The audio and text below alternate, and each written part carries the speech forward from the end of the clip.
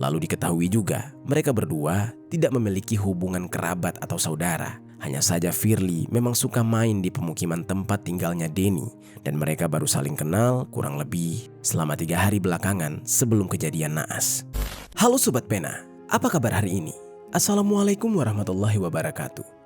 Hari ini kita akan kembali membahas kejadian-kejadian mengerikan, kisah nyata yang terjadi di muka bumi ini.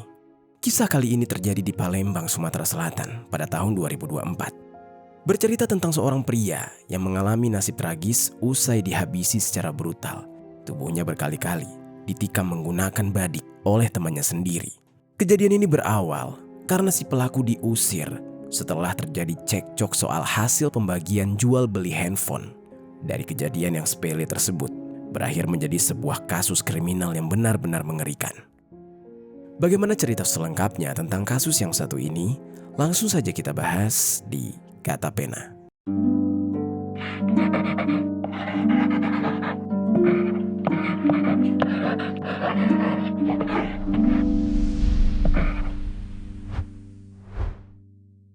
Proses rekonstruksi di Palembang berakhir ricuh. Keluarga korban berkali-kali menyangka lantaran tidak terima perbuatan tersangka yang tega membunuh keluarga mereka. Sebelum kita mulai ke ceritanya, jangan lupa untuk subscribe channel ini dan bagikan video ini ke teman-teman kalian. Cerita ini dibuat berdasarkan berita yang sudah beredar dan diterbitkan oleh beberapa media publik yang aku sajikan dan aku rangkum dalam bentuk alur cerita. Kita mulai ceritanya. Di Palembang, Sumatera Selatan, ada seorang pria berusia 40 tahun yang bernama Denny Irawan atau yang akrab disapa oleh orang-orang sekitarnya dengan nama Denny. Mengenai latar belakang keluarga Denny, tidak diketahui secara pasti karena tidak ada media yang menjelaskan secara detail mengenai informasi tersebut. Bagaimana statusnya, apakah sudah beristri atau belum, ataupun identitas dari orang tuanya, semuanya belum diketahui. Dan yang jelas, Denny ini tinggal bersama keluarganya di rumah sederhana di wilayah Bedeng PT PAN atau PT PAN di Jalan Kemas Rindo, Kelurahan Ogan Baru, Kecamatan Kertapati, Palembang, Sumatera Selatan. Untuk memenuhi kebutuhan hidupnya sehari-hari, Denny bekerja sebagai buruh harian lepas. Walaupun penghasilannya sebagai buruh tidaklah besar dan sering sekali hanya cukup untuk memenuhi kebutuhan dasar, namun Denny tetap merasa bersyukur dengan apa yang dia peroleh. Baginya, yang terpenting adalah dia dan keluarganya masih bisa makan dengan layak dan hidup dalam keadaan sehat. Namun sobat, Denny ini dikenal oleh orang-orang sekitarnya sebagai orang yang cukup ramah dan mudah bergaul. Sifatnya yang hangat dan terbuka membuat senang orang lain saat berbincang dengan dia. Baik itu para tetangga yang sudah lama dia kenal ataupun orang-orang baru yang baru saja dia temui di berbagai tempat. Tidak peduli usianya lebih tua atau lebih muda. Karena sifat ramahnya tersebut, Denny kerap menjalin pertemanan dengan siapa saja. Termasuk seorang pemuda yang bernama Robi Firly atau ada media juga yang menyebutkan namanya Robi Firly. Firly ini merupakan seorang pemuda yang berusia 20 tahun. Mengenai Firly juga tidak banyak diketahui tentang latar belakangnya, termasuk status dan kehidupan pemuda tersebut sehari-harinya. Namun diketahui, dia ini merupakan seorang warga dari Jalan Bukit Perak, Kecamatan Kertapati, Palembang, Sumatera Selatan.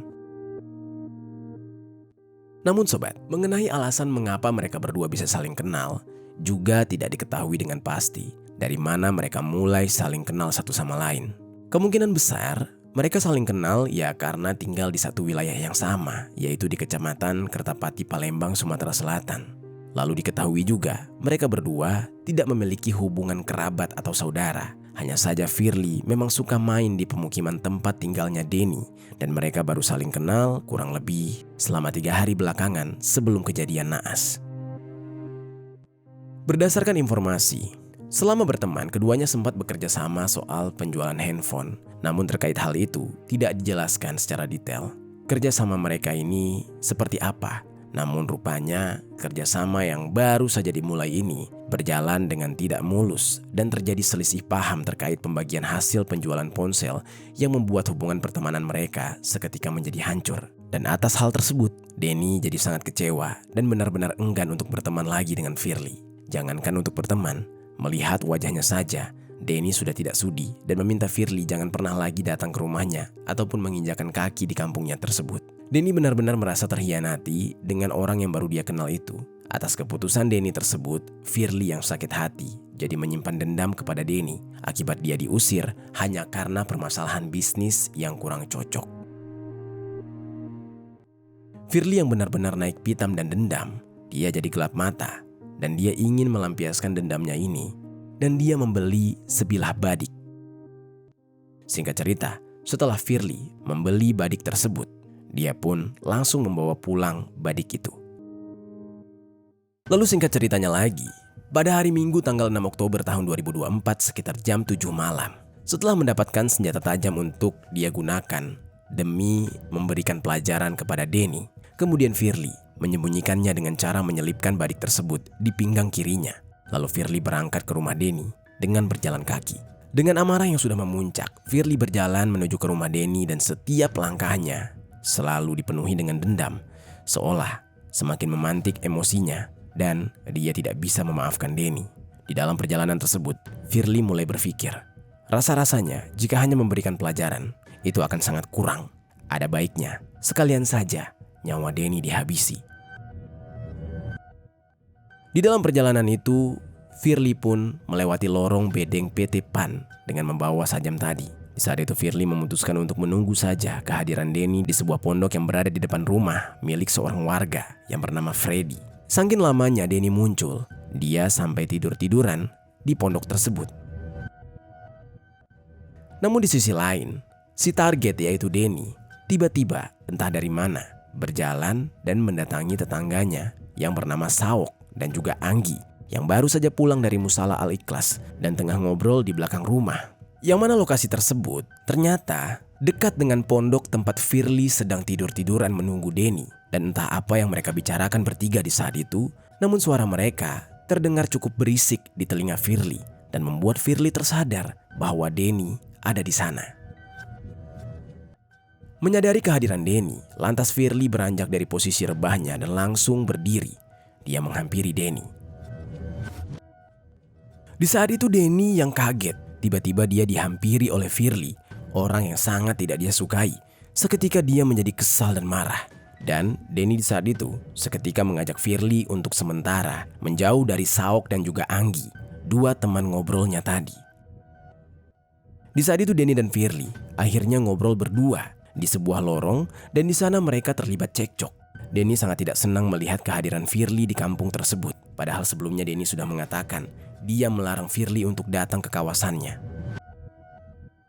Namun sobat, percekcokan keduanya rupanya tidak sampai didengar oleh Saok dan juga Anggi. Saok dan Anggi hanya melihat dari jauh dan mereka agak kebingungan harus melakukan apa. Sampai tiba-tiba di tengah percekcokan tersebut, Firly mengeluarkan kata-kata kasar yang membuat Denny jadi naik pitam. Dan Denny di tengah amarahnya yang sudah memuncak, kemudian mengepalkan tangannya dan langsung menghantam Firly yang dinilai tidak sopan dan kurang ajar, apalagi dengan orang yang lebih tua. Firly yang dipukul lantas menjadi semakin naik pitam.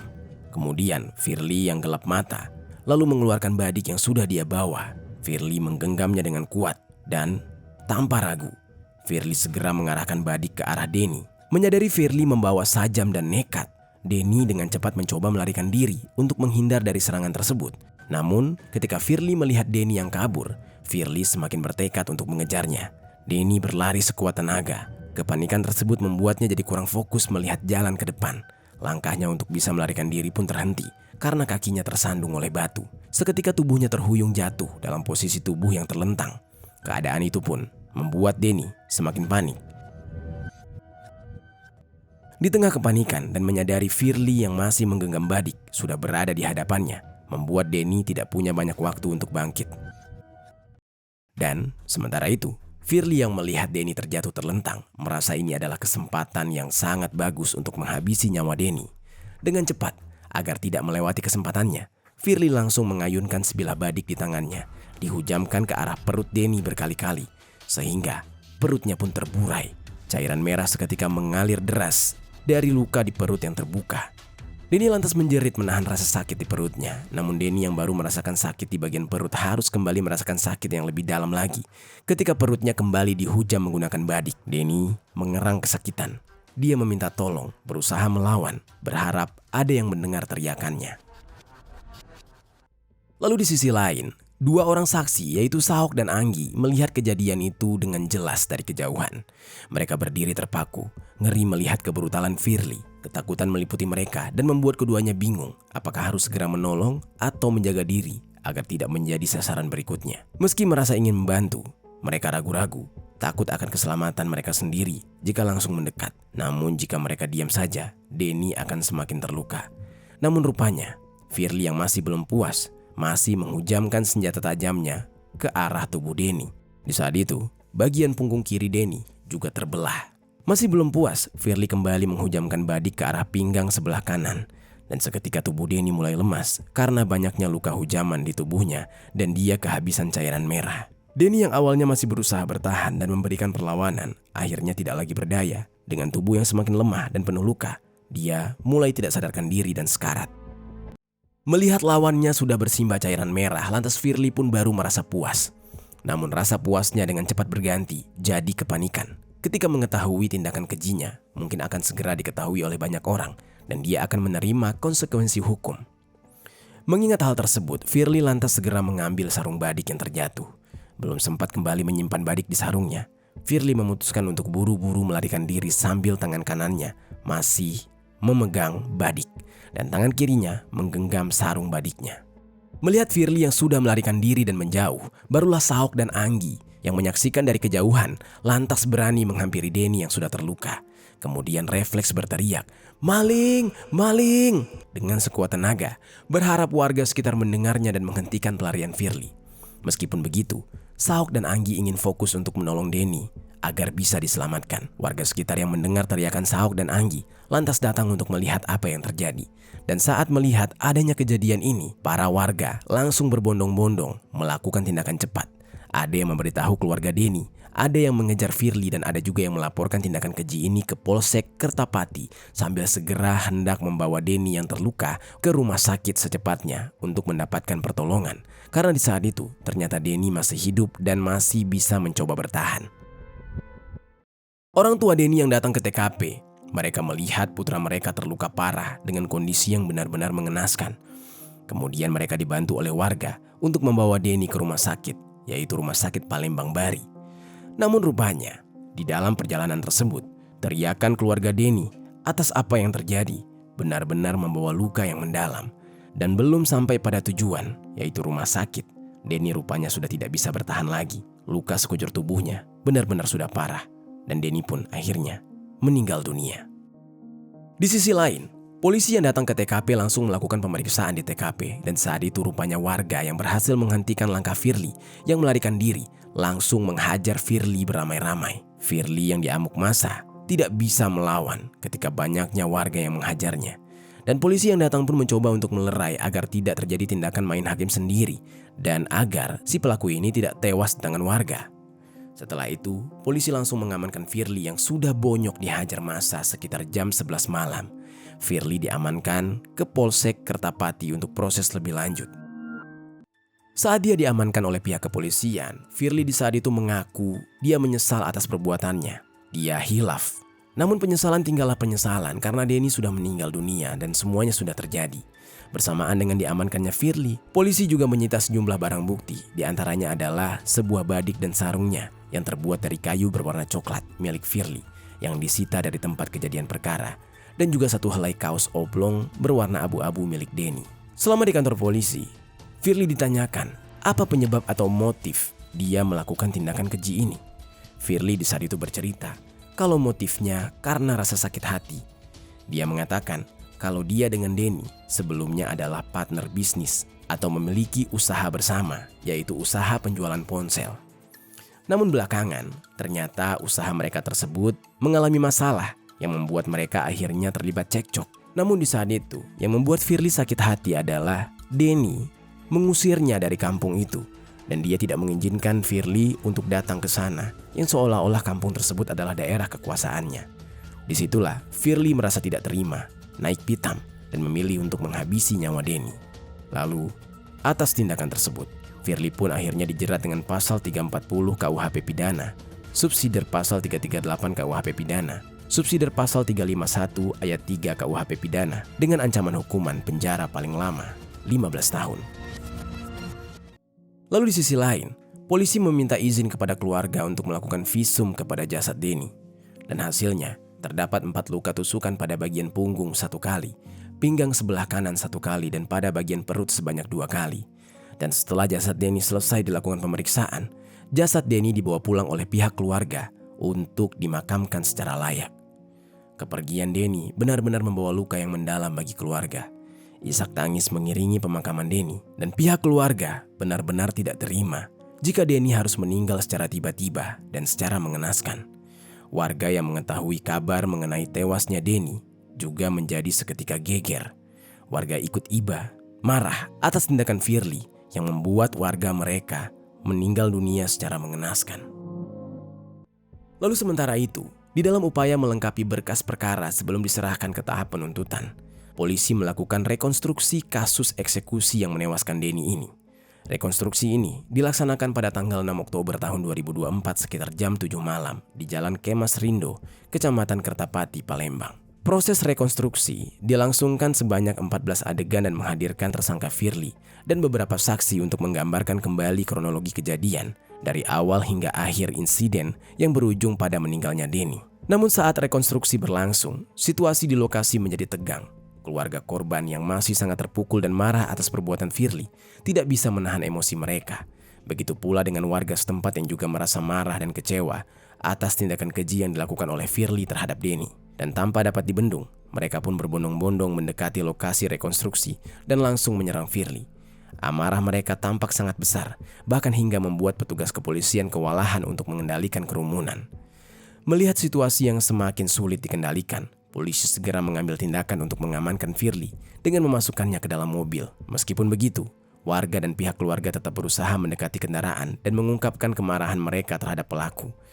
Polisi akhirnya berhasil mengendalikan situasi dan memulihkan ketertiban di sekitar lokasi rekonstruksi, sehingga proses tersebut bisa dilanjutkan tanpa adanya gangguan.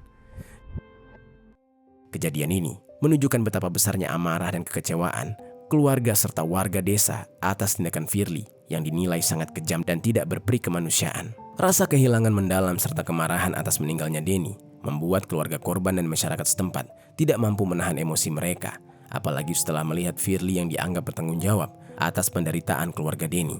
Pihak keluarga menuntut agar Firly dijatuhi hukuman seberat-beratnya, berharap hukuman mati dapat menjadi ganjaran atas tindakan kejam yang telah menghilangkan nyawa Denny. Dan bagi pihak keluarga, hanya dengan hukuman maksimal lah keadilan bagi Denny bisa terwujud. Itu dia sobat, kisah dari Denny yang dihabisi secara brutal oleh teman bisnisnya sendiri yang bernama Firly hanya karena masalah yang sepele. Apa pelajaran yang bisa kita ambil dari kisah ini?